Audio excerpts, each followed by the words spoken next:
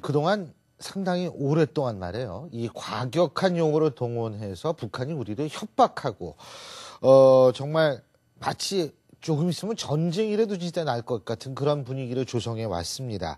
물론, 제가 볼 때에는 그런 위기 조성이 북한의 의도였는지는 모르겠습니다만, 국내에서의 일부 언론도, 약 3주째 특보를 때리면서 국민들의 이런 위기감을 좀 조성해 왔던 것도 저는 반성해야 될 부분이 아닌가 이런 생각이 듭니다. 북한의 위협이 사실이라 할지라도 우리가 좀 더 냉정하고 이성적으로 바라보게끔 만드는 것, 이것이 전 언론의 가장 중요한 기능이 아닐까 이런 생각이 드는데요. 그런 의미에서 오늘 이런 자리를 마련했습니다. 진정하게 북한의 의도는 무엇이고 의도를 알아야지 우리가 준비할 거 아닙니까? 그래서 우리는 어떻게 차분하게 대응을 할 수 있을지 한번 고민해보는 시간 마련하겠습니다. 지금 이 자리에는 통일연구원 정영태 선임연구위원 그리고 김진양 한반도 평화경제연구소장 두 분 나와 계십니다. 어서 오십시오. 예, 안녕하세요. 예. 반갑습니다. 두 분들도 요새 특보 때문에 아주 저 자주 뵀습니다. 제가 솔직히 말씀드릴게요. 요새 지금 이게 특보를 할 만한 상황이라고 생각하십니까? 어떻게 보십니까? 예. 예, 그런 측면에서 제가 몇몇 방송을 하면서 같이 그런 얘기를 저도 상당히 했습니다. 왜냐하면은 첫째, 북한이 이렇게까지 군사적 긴장을 조성하는 이유가 여러 가지 있을 때 실제 전쟁을 할 수 있는 어떤 그런 상황도 아니고 또 이게 나타내는 것이 또 전쟁을 의미하는 것은 아니기 때문에 어디까지나 북한 내부 체제의 어떤 그 필요성 그리고 또 앞으로 남북 대화라든가 미북 대화 이런 것 할 때 어떤 주도권을 잡기 위한 그것 그리고 또 소위 북한이 로켓 발사하고 핵실험하고 했으니까 그게 또 제재 조치가 또 일어났잖아요.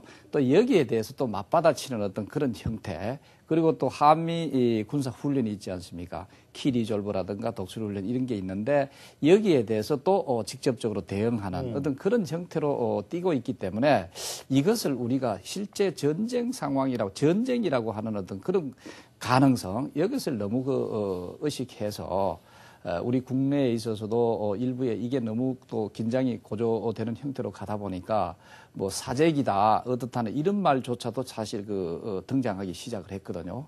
그래서 가급적 이럴 때일수록 북한이 이건 뭔가 프로파간다적인 좀 선전선동적인 이런 것이 있을 때 사실 가장 좋은 방법은 이겁니다. 무시해버리는 겁니다. 그다음에 그렇죠. 두 번째는 약간 우리가 거기에 대해서 대응한다든가 나름대로 그런 차원에서 좀 차분한 어떤 그것을 바라보는 그런 분위기가 있다면은 오히려 저쪽이 머쓱해 할 겁니다. 그렇겠죠. 예, 그러나 그런데 소위 여러 방송국에서 좀 중요하게 이걸 특보 형식으로 다뤘다는 좀 장점도 좀 있습니다. 이런 상황을 통해서 사실 우리 국민들의 실질은 북한의 군사적 위험성 이런 것에 대한 안보적인 어떤 그런 인식을 좀 제고하는 데 있어서 나름대로 좀 역할도 했지 않았나 하는 생각이 사실 드는 거예요. 문제가 뭐냐면 이제 우리 딸애들 같은 경우에 평소에는 전혀 그런 걸 못 느끼다 텔레비만 보면 야 이게 전쟁 날 것 같다. 이게 그러니까 결국은 아이들 겁주는 건데 말이에요. 그리고 실제적으로 그 정도의 위기라면 우리 연합뉴스 채널이라든지 뉴스와이라든지 혹은 다른 보도 채널 지상파에서 먼저 특보를 때려야 되는 건데 이게 뭐 거기만 특보 그것만 보면 큰일 난 것 같습니다. 어떻게 판단하세요? 우선 기본적으로 사장님 말씀하신 것처럼 많이 과합니다. 기본적으로 우리 사회는 북한 관련, 남북관계 관련, 북미 관계 관련 기사들의 홍수를 이루죠. 특히 이번 시기, 지난해 12월 이후부터 개성공단 4월 3일 출입 제한 이렇게 막는 그 이후까지 쭉 보면은 이만큼 우리가 정말 전쟁이 날 것처럼 어떤 측면에 침소봉대도 있습니다. 추측성 기사들을 일반화해가지고 기정사실화해서 나갔던 거 상당히 많습니다. 오히려 우리 또한 마찬가지로 물론 근본적인 원인 제공은 북측이 제공했다 하더라도 그것을 정말 냉철하고 침착하게 담담하게 좀 바라봐야 될 필요가 있는데 그러지 못하는 측면들도 있다. 오히려 위기를 점정시킨 요인도 있다라고 저는 좀 그죠? 보고 있습니다. 자, 그래서 이게 뭐 미디어 비평 시간은 아니지만 그래서 이제 본격적으로 들어가면 실제로 지금 뭐 좀 아까 저 오후에 기사 뜬 거 보니까 뭐 북한이 미사일을 뭐 다발을 쏠 가능성이 있다. 한 발이 아니고 다다다닥 쏠 가능성이 있다. 정 박사님 그런 가능성이 있다고 보십니까?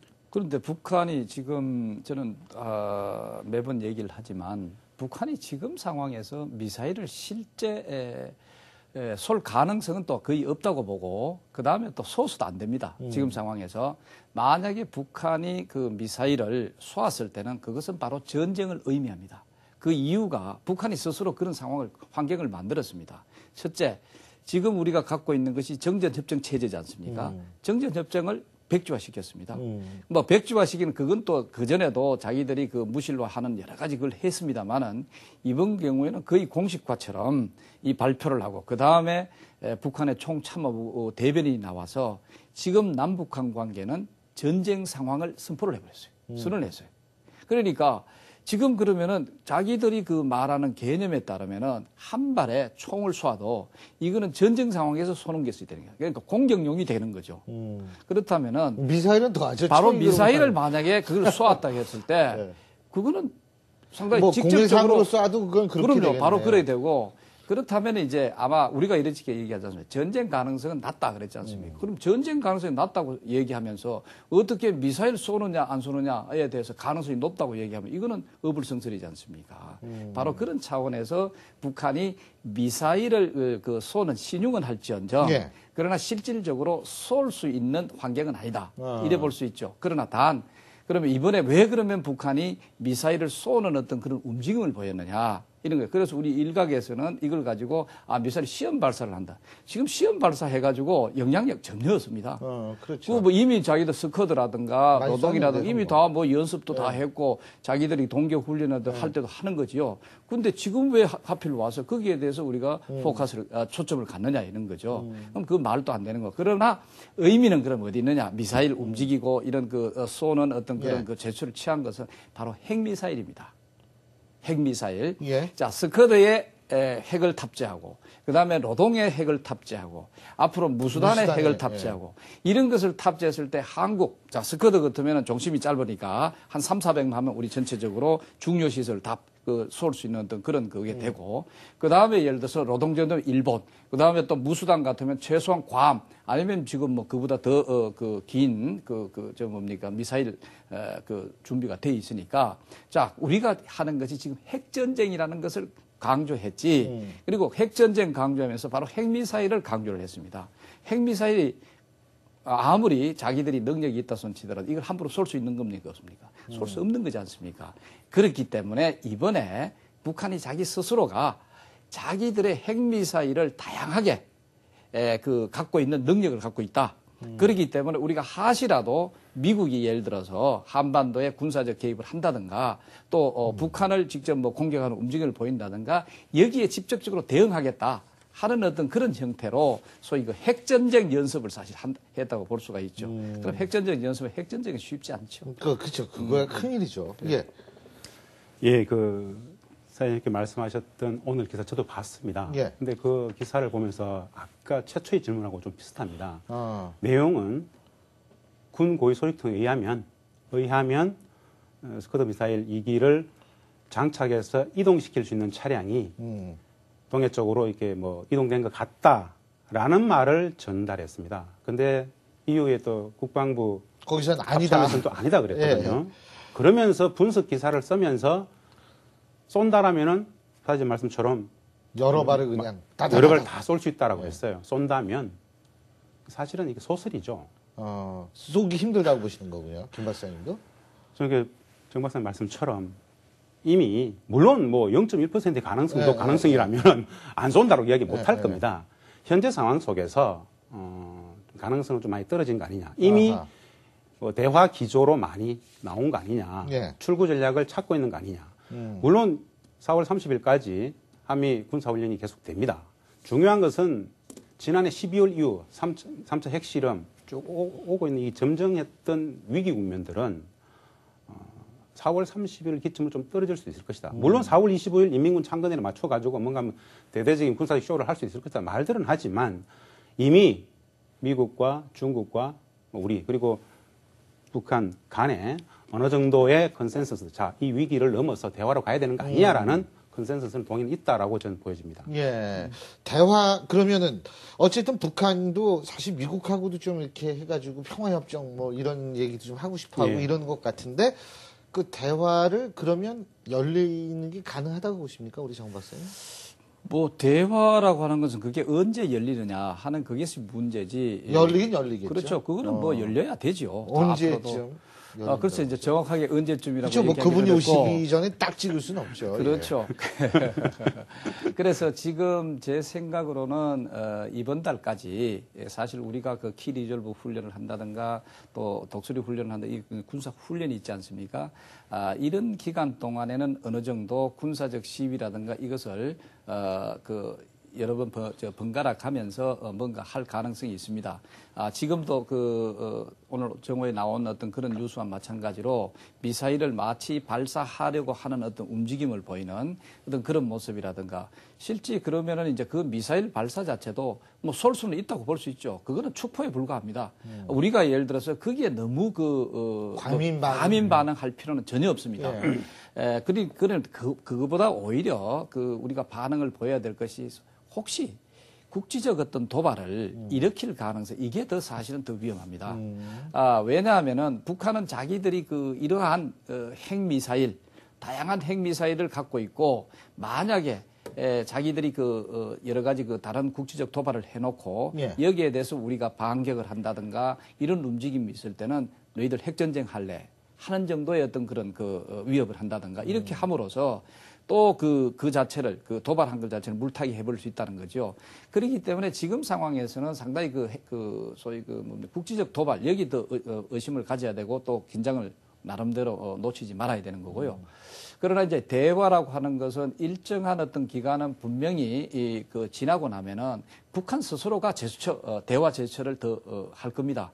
지금 이미 북한의 대화 제스처로 왔습니다. 모두가 바뀌었죠. 예, 지금 모두가 바뀌었죠. 네. 지금까지는 맨날 핵전제, 핵전략을 비준했다는 버튼만 누르면 맨날 그래 하다가 이제는 대화는 하되 이런 대화를 해야 된다 하는 식으로 나왔죠. 예. 물론 그 전제 조건 자체가 예를 들어서 대북 제재하는 어떤 것을 철회해야 된다라든가 그다음에 한미 군사 동맹이 군사 훈련이라든가 이런 거 소위 자기들을 위협하는 어떤 이런 것을 없애게 한다든가 우리가 사과를 한다든가 이런 전제들이 달려 있는 거죠. 예. 그다음에 또 비핵화가 아니라 자기들은 핵 군축 회담을 해야 된다. 예. 이런 식의 이제 이게 다 대화 모드거든요. 예. 그러니까 이런 대화 모드로 자기들을 내놓고 예. 그다음에 우리가 또 북한이 한 번 더 군사적인 위협을 할 가능성이 있습니다. 왜냐하면 여기에 대해서 미국이라든가 우리 한국이 또 이래 적절한 어떤 반응이랄까 이걸 보이지 않을 때 한 번 더 위협을 하는 거죠.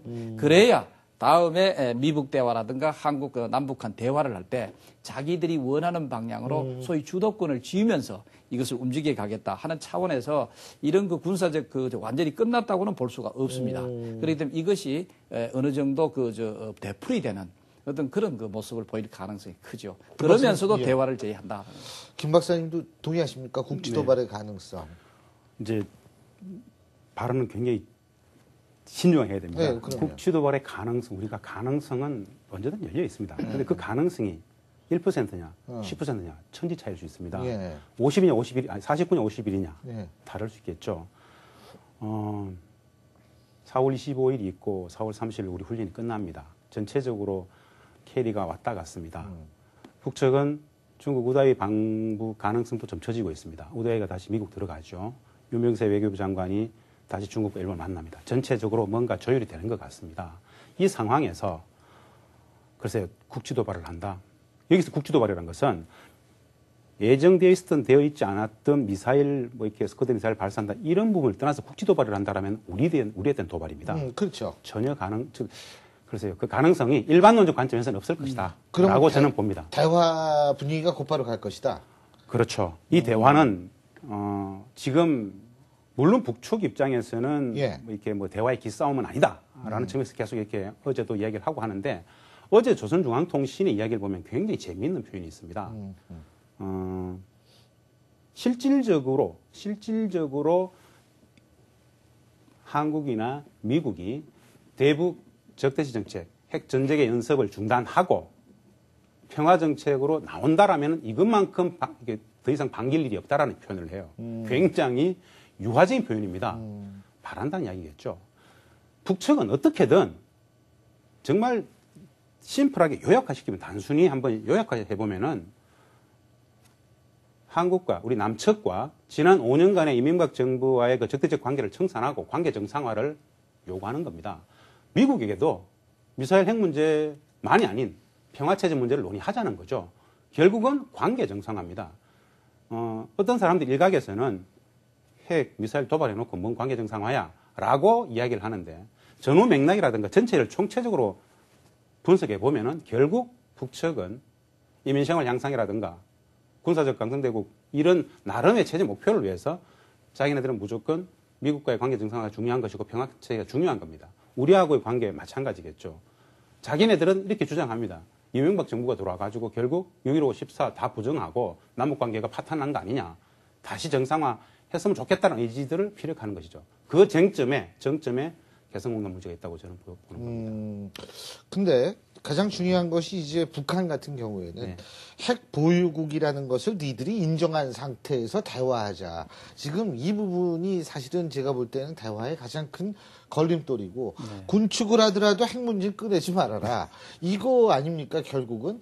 이러니까 굉장히 힘들어지고 더군다나 북한이 핵 문제를 얘기했을 때에는 야 이건 미국하고 얘기해야 될 듯이 당신네들하고 할 얘기가 아니야 라고 자꾸 얘기를 하거든요. 그럼 종합해 본다면 대화를 한다 하더라도 우리의 입장은 자꾸 이게 줄어드는 거 아니냐 이런 생각을 할 수밖에 없는데 여기서 우리가 어떻게 해야 됩니까? 예, 그렇습니다. 지금 핵 문제는 어떤 의미에서 안보적 차원에서 근본적인 문제가 되죠. 우리한테는 북한이 단 한 발의 핵폭탄만 있다고 치더라도, 북한이 보유하고 있다고 치더라도 우리한테 치명적이라는 걸 뭘 인정해야 되지 않습니까? 그렇다면 우리가 둘 중에 하나입니다. 북한이 이러한 핵폭탄 단 한 발이라도 이 자체를 없애게 하는데 우리는 초점을 둬야 되고, 만약에 또 그것이 안 된다면은 그것을 우리가 어떻게 효율적으로 억제할 것인가, 사용하는 것을, 거기에 또 초점을 또 둬야 되는 거죠. 자, 그렇다면은 북한의 핵 폐기 자체가 하루아침에 일어날 것이냐, 아니면은 좀 더 장기적으로 대화를 통해서 할 것이냐, 이 판단을 해야 되는 거죠. 자, 그렇다면은 이러한 측면에 있어서의 대화라든가 이 협상 자체는 굴러가도록 만들고, 만들면서 동시에 그렇다 해가 이게 끝날 때까지 우리 기다리자. 이래 하는 것도 또 문제가 있거든요. 사실은 우리가 안보 문제라든가 남북한의 문제는 복합적이라고 봐야 됩니다. 그렇기 때문에 이것의 우위를 어느 정도 순위를 좀 정할 수는 있겠지만 어느 한 것이 되면 이걸 하겠다 하는 형태가 아니라 좀 동시다발적으로 이런 것들이 이루어지는 대화가 이루어지는, 예를 들어서 뭐 핵과 관련된 협상 이런 것도 한 축에 이루어지고 있고, 그 다음에 동시에 그것과 동시에 맞불려 가면서 우리가 남북한의 뭐 경제적 대화를 하든가 아니면 일반적인 어떤 군사 대화를 하든가 이런 걸 할 수가 있다는 거죠. 예. 지금 경제적 대화 이런 거 하고 아까 개성공단이 정점에 있다고 말씀하셨는데 개성공단 이거 언제 풀립니까? 제가 보기에 이제 이렇게 외람됩니다. 일반인들이 입장에서는 뭐 개성공단이 뭐 그리 중요하다고 그렇게 볼 수 있습니다. 핵 문제, 미사일 문제하고 지금의 긴장 국면, 전쟁 위기하고 개성공단 정상화가 뭐 다른 문제 아니야라고 볼 수 있는데 사실 수준에서는 끌어올린 거 아닙니까? 정말 심플하게 보면은 왜 개성공단 문제를 정점으로 남북 관계를 풀 수 있느냐라고 말씀을 드려보면은 북측이 요구하는 것은 남측한테 관계 정상화, 평화적인 당국 간의 관계 정상화, 6.15, 14 그 상태로 돌아가자는 거죠.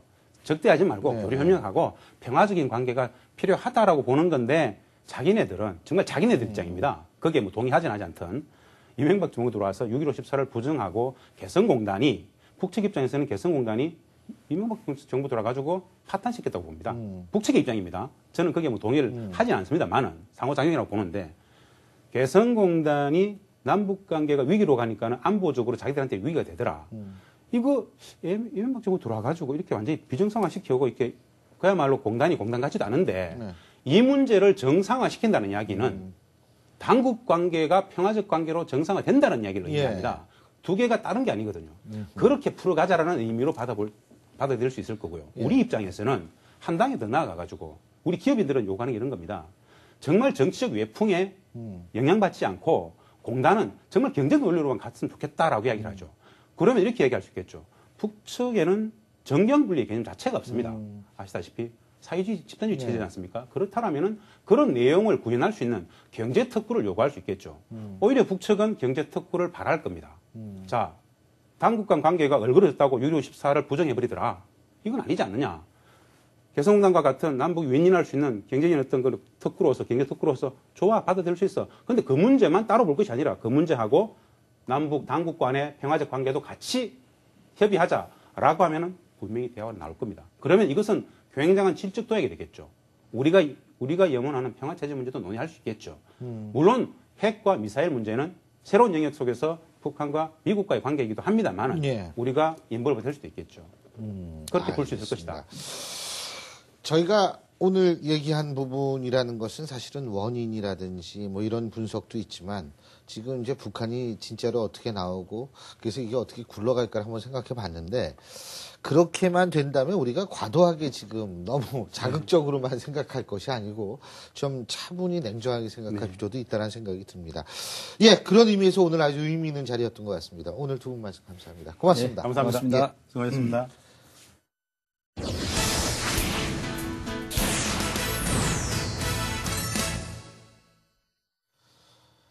지금이 무슨 쌍팔년도도 아니고 이 발전한 시대에 맞지 않는 일이 벌어질 때 이런 표현 많이 쓰시죠? 저도 많이 쓰는데요. 이 국정원과 경찰의 잇따른 추문을 보면서 저도 이런 생각을 가지게 되는데 사실 이미 절차적 민주주의가 어느 정도 확립되기 시작해서 이제는 좀 자리 잡았다 이렇게 얘기할 수 있는 게 30년 정도 됩니다. 바로 그런 30년 된 대한민국에서 권력기관들이 아직도 정치에 개입하고 자기네 영향력을 과시하려고 하는 모습 정말 한심해서 못 보겠습니다. 자꾸 그렇게 이 쌍팔년도씩 허튼 생각하는 사람들한테 제가 꼭 이런 얘기 해드리고 싶습니다.